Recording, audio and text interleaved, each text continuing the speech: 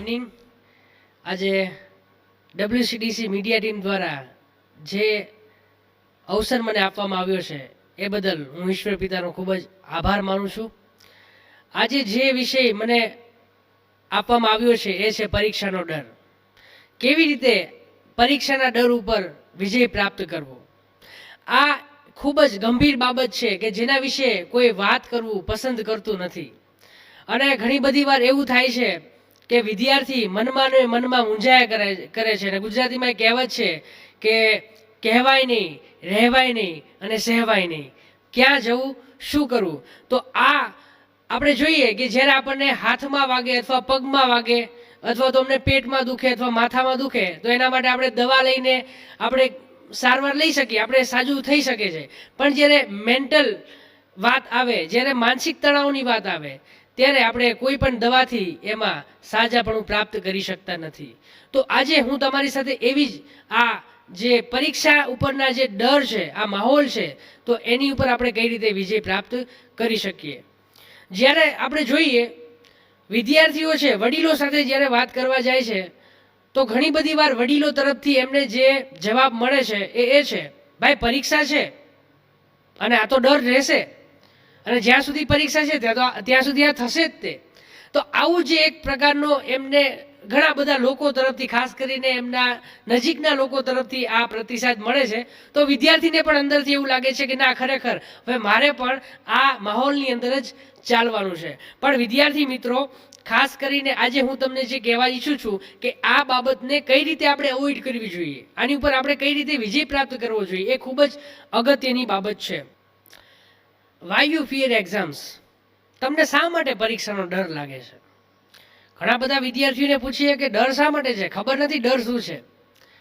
પરીક્ષાનો ડર છે પણ કઈ વાતનો છે બહાર આવી શકતું નથી. તો આજે અમુક જે બાબતો છે એ હું તમારી સાથે ડિસ્કસ કરવા ઈચ્છું છું. પહેલી બાબત છે, you think that exam is your life. તમને એવું લાગે છે કે પરીક્ષા એ તમારું જીવન છે. ના, પરીક્ષા એ તમારું જીવન નથી, પણ પરીક્ષા એ તમારા જીવનનો એક ભાગ છે. દરેક વિદ્યાર્થીના જીવનની અંદર પરીક્ષા આવે છે. પણ તમે વાત કરો કે શું દરેક માણસના જીવનમાં પરીક્ષા આવે છે? તો જે ભણે છે એના જીવનમાં આવે છે. એટલા માટે કે પરીક્ષા એ આપણા જીવનનો ભાગ છે ભાઈ, પરીક્ષા એ આપણું જીવન નથી. બીજો મુદ્દો છે ઓવર થિંકિંગ. એનો મતલબ છે વધારે પડતું વિચારવું. ઘણા બધા વિદ્યાર્થીઓ આગાહી કરે છે, હે ને, અમુક લોકો આગાહી કરે છે જે નથી થયું એના વિશેના વિચાર, એ છે ઓવર થિંકિંગ. કે અમુક વિદ્યાર્થી મિત્રો એવા હોય છે કે જેમના બીજા વિદ્યાર્થી મિત્રો જેઓએ ભૂતકાળમાં એક્ઝામ આપી છે અને એઓને જે માઠા અનુભવ થયા છે, આ માઠા અનુભવ જ્યારે કોઈ વિદ્યાર્થી સાંભળે છે ત્યારે એને પણ એવું લાગે છે કે ભાઈ મારો મિત્ર જે એમ તો સારો છે ભણવામાં મારા કરતાં, જો એની સાથે આવું થયું તો મારી સાથે શું થશે, તો ભવિષ્યમાં આમ થશે તેમ થશે. આ જે આગાહી છે એ બાબત છે, એમાં પણ એના લીધે પણ વિદ્યાર્થી છે એ સ્ટ્રેસમાં આવી જાય છે. ત્યાર પછી જે ત્રીજી બાબત છે એ છે પીયર પ્રેશર. એનો મતલબ છે સાથીઓનું દબાણ. ઘણા બધા વિદ્યાર્થી મિત્રોના અમુક બીજા જે મિત્રો હોય છે ઘણી બધી વાર એમ કહેતા હોય છે કે યાર મેં તો આ બુક્સ વાંચી લીધી અને મેં જૂના પેપર છે એ સોલ્વ કરી નાખ્યા અને હું તો બહુ સારામાં સારા કોચિંગ ક્લાસમાં જાઉં છું, આ સાહેબ તો બહુ સારું ભણાવે છે. અને આવી બધી જ્યારે કોઈ વિદ્યાર્થી વાત સાંભળે ત્યારે એના મનમાં એમ થાય કે અરે મેં તો એક બુક છે એ પણ અડધી પૂરી વ્યવસ્થિત કરી નથી અને આને તો આટલું બધું તૈયારી કરી લીધી છે, આટલું બધું એ ભણી રહ્યો છે. તો એના લીધે થઈને પોતાની અંદર જ તે એક પ્રકારનો એવો માહોલ બનાવે છે કે અરે હવે મારું શું થશે, અને આટલી બધી મહેનત કરી છે, મેં તો કાંઈ એટલું બધું ખાસ તૈયારી નથી કરી. આ એક પ્રકારનું જે એક પ્રેશર છે, એ પ્રેશર પણ દરેક વિદ્યાર્થી, મોટા ભાગના વિદ્યાર્થી આજકાલ જે છે એને અનુભવ કરી રહ્યા છે. ત્યાર પછીની બાબત છે એ છે ફેમિલી પ્રેશર. મિત્રો તરફથી દબાણ આવી ગયું, બહારનાઓ તરફથી દબાણ આવી ગયું. હવે મેન જે એક દબાણ છે એ ઘરથી આવે છે, હે ને. માતા પિતા ઘણી બધી વાર પોતાના બાળકો તરફથી ઘણી બધી અપેક્ષાઓ રાખતા હોય અને એ અપેક્ષા તો રાખતા હોય છે પણ સાથે સાથે એ પોતાના સગાવાલા, પોતાના પડોશીઓ એમને પણ કહી દીધું હોય ઓલરેડી પહેલેથી જ તે કે મારો દીકરો અથવા મારી દીકરી એ 12th અથવા 10th આટલા ટકા લાવશે, ત્યાર પછી એ એન્જિનિયર બનશે અથવા તો ડૉક્ટર બનશે અથવા તો એ ફોરેન જશે. ઘણી બધી બાબતો જે તમને પણ ખબર નથી કદાચ. અને આવી બધી બાબતો છે એ જ્યારે તમને જાણવામાં આવે છે, તમારા માતા પિતા તમને પણ કહે છે બેટા બહુ સખત મહેનત કરજે હો, કેમ કે તારે તો ડૉક્ટર બનવાનું છે, તારે તો એન્જિનિયર બનવાનું છે, તારે તો વિદેશ ભણવા જવાનું છે. એના લીધે થઈને એક વિદ્યાર્થી છે જે પોતાના લેવલની અંદર છે, હવે એના પોતાના લેવલથી બહુ ઊંચું જવાનું છે, એમાંથી બહાર આવીને આને આગળ વધવાનું છે. એટલા માટે થઈને એને એમ થાય છે કે હું હજુ એટલી એની યોગ્યતામાં છું નહીં, જે મારા માતા પિતા મારી તરફથી અપેક્ષાઓ રાખે છે એ અપેક્ષાઓને પૂરી કરવા માટે થઈને એટલી યોગ્યતા મારી પાસે છે નહીં. એના લીધે એક પ્રકારનું જે પ્રેશર છે એ પણ અંદર ક્રિએટ થાય છે.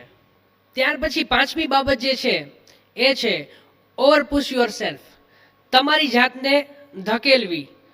ઘણા બધા વિદ્યાર્થી આટલા બધા પ્રેશરના કારણે ઘણી બધી વાર પોતે ભૂલી જાય છે કે પોતે શું કરે છે, અથવા તો એમને જે કરવાનું છે એ કરવાની બદલે બીજી બધી બાબતોની અંદર એમને જતા રહેતા હોય છે. હવે આ જે 5 બાબતો મેં તમને કહી, આ 5 બાબતો અતિ ગંભીર બાબતો છે. કઈ રીતે આની ઉપર આપણે વિજય પ્રાપ્ત કરવો? વિજય પ્રાપ્ત કરવો તો બહુ જરૂરી જ છે. 5 બાબતો છે એ હું તમારી સાથે હવે ચર્ચા કરીશ. તો પહેલી બાબત જે આપણે જોઈ હતી, તમે પરીક્ષાને તમારું જીવન માની બેઠા છો, તો don't take exams over your life. તમારે પરીક્ષાને તમારું જીવન બનાવવાનું નથી. હા, પરીક્ષા દરેકના જીવનમાં આવે છે મિત્રો, તો શું પરીક્ષાને આપણે બહુ એટલું આપણે ખાસ મહત્વ આપીને આપણે પરીક્ષા કરીએ છીએ અને આપણે આપણી જે શારીરિક હેલ્થ છે, આપણું સ્વાસ્થ્ય છે, એની સામે આપણે વ્યવસ્થિત રીતે એની સંભાળ રાખી શકતા નથી? કાંઈ વાંધો નહીં, આપણે ઘણી બધી વાર ભણવામાં બહુ ઓછા, થોડાક વીક છીએ આપણે, કાંઈ વાંધો નહીં, થોડીક વધુ મહેનત કરી લઈશું. આપણે પરીક્ષા જ છે ને, પરીક્ષા જ આપવાની છે ને, આપણે કશો વાંધો નહીં, એટલું બધું આપણે એને મહત્વ આપવાની જરૂર નથી. એક્ઝામ છે, મહેનત કરવાની છે, આપણે આપણા 100% આપવાના છે, અને પરીક્ષા છે એને આપણે પોતાનું જીવન બનાવવાનું નથી. બીજી બાબત, ડોન્ટ ઓવરથિંક. વધુ પડતું વિચાર જે આપણે કરીએ છીએ એને આપણે બંધ કરવાના છે. શા માટે? કેમ કે તમે વિચારો, વધારે પડતા વિચાર કરવા, શું એનાથી આપણને 5 માર્ક્સ અથવા 10 માર્ક્સ વધુ આવી જશે? શું એવું છે? જો એવું હોત તો આજે હું ખરેખર દરેક વિદ્યાર્થીઓને એવી સલાહ આપેત કે તમે વધુ પડતું વિચારો. ના, વધારે પડતું વિચાર કરવાથી તમારા ભણતર ઉપર, તમારા જે આવનારી એક્ઝામ ઉપર એની માઠી અસર પડી શકે છે. એટલા માટે જે થયું નથી એના વિશે આપણે કોઈ પણ પ્રકારનો વિચાર કરવાની જરૂર નથી. આપણે જેટલી મહેનત કરીએ છીએ એ પ્રમાણે આપણે ધીરે આપણે આગળ વધવાનું છે. કોઈ પણ પ્રકારના વિચાર આપણે કરવાના નથી. અને ખાસ કરીને મિત્રો, એવા જે વડીલો જે તમને પ્રોત્સાહિત કરે છે અને એવા જે શિક્ષકો જેમના જીવન દ્વારા તમે પ્રોત્સાહિત થાવ છો, આવા વડીલો અને આવા શિક્ષકો પાસે તમે જઈને તેઓ સાથે આ વાતને તમે ડિસ્કસ કરી શકો છો. ત્યાર પછીની બાબત, થ્રો અવે પ્રેશર. તમારું જે સ્ટ્રેસ છે એને નાખી દો એટલે તમે એને તમારા મનમાંથી એકદમ કાઢી નાખો.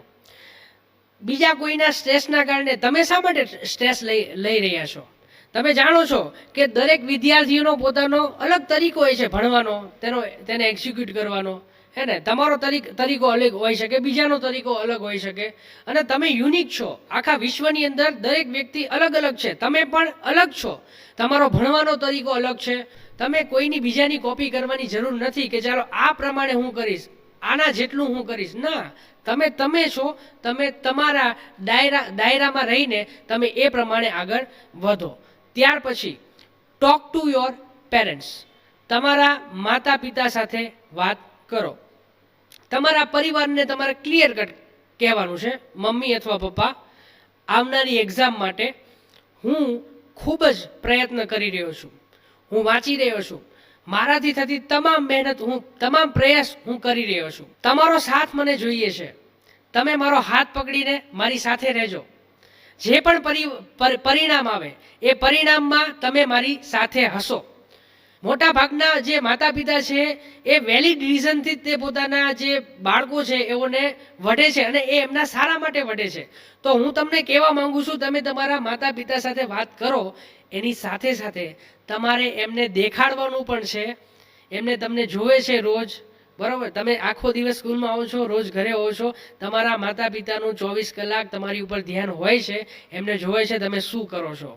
તમે એટલી મહેનત નથી કરતા, તો પછી તમારો માતા પિતાનો સાથ તમારે મેળવવો થોડોક મુશ્કેલ છે. વિદ્યાર્થી મિત્રો, તમે તમારા માતા પિતાનો બંને હાથ પકડીને એમનો સાથ જોતો હોય તો તમારે એમની સામે એમને દેખાડવું પડશે કે હું ખરેખર મહેનત કરી રહ્યો છું. ત્યાર પછીની જે બાબત છે, ડોન્ટ ઓવરપુશ યોરસેલ્ફ. તમારી જાતને ધક્કા મૂકી કરવાની જરૂર નથી મિત્રો. તમે જે આપણે છેલ્લું પરિબળ હમણાં જોયું કે ઘણા બધા વિદ્યાર્થી મિત્રો છે પોતાની જાતને એટલી શું કહેવાય બીજી બધી બાબતોમાં એમનું ફોકસ ડાયવર્ટ થઈ ગયું છે. એના લીધે થઈને એ લોકો ભૂલી ગયા છે મારે શું કરવાનું છે. હવે આપણે બધાને તમારે 100% પરીક્ષા આપવાની જ છે. તમે એના માટે તૈયારી કરી જ રહ્યા છો. તો તમારે તમારા લક્ષ્ય ઉપર ફોકસ રાખવાનું છે. તમારા લક્ષ્યને તમારે ભૂલવાનું નથી. અને તમારે યાદ પણ રાખવાનું છે કે પરિણામનો આજે જે હું મહેનત કરી રહ્યો છું, આજે જે હું તપસ્યા કરી રહ્યો છું, એનું પરિણામ જ્યારે આવશે અને પરિણામનો દિવસ એ મારો વિજયનો દિવસ હશે.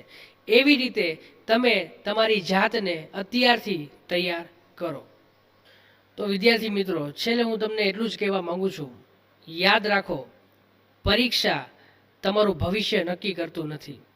આંકડાઓ 9, 8, 9 અથવા 3, 5, 1, 8 આવા આંકડાઓ આપણું ભવિષ્ય નક્કી કરતું નથી. આપણું ભવિષ્ય ઓલરેડી ઈશ્વરે નક્કી કરેલું છે. આપણે મહેનત કરવાની છે. આવો આ સમયે હું તમારા માટે પ્રાર્થના કરવા ઈચ્છીશ. સ્વર્ગીય પિતા પ્રભુજી, ખાસ કરીને આજે જે આ વિડીયો જોનાર અને પરીક્ષા આપનાર તમામ વિદ્યાર્થીઓ માટે હું પ્રાર્થના કરું છું. પ્રભુજી, આ દરેકને સર્વબુદ્ધિ, જ્ઞાન અને ડહાપણ આપો. આવનારી પરીક્ષા માટે અત્યારથી તૈયારી કરવા માટે પ્રભુ તમે તમારી વિવેક બુદ્ધિ એમના જીવનમાં ઉંડેલો એ મારી પ્રાર્થના છે. પરમેશ્વર, તમે પ્રાર્થના સાંભળી માટે ધન્યવાદ. પ્રાર્થના ઉદ્ધાર કરતા એકમાત્ર પ્રભુ ઈસુ મસીહના નામથી અમે માંગીએ છીએ. આમેન. પ્રભુ તમ સર્વને આશીર્વાદિત કરે.